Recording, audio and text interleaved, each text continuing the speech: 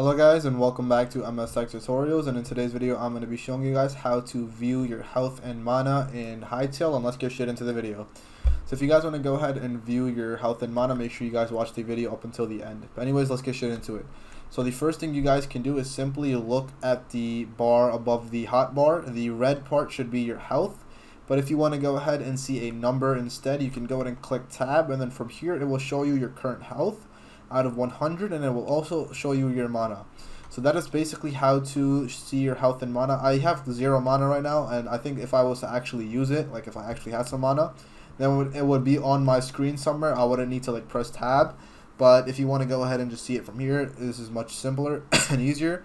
So yeah, that is where you can see your health and mana. So that is essentially it for the video. Thank you guys for watching. That is how to see your health and mana in Hytale. So yeah, I hope you guys enjoyed. Thank you guys for watching. Make sure to give the video a thumbs up, subscribe to the channel, and have a great day.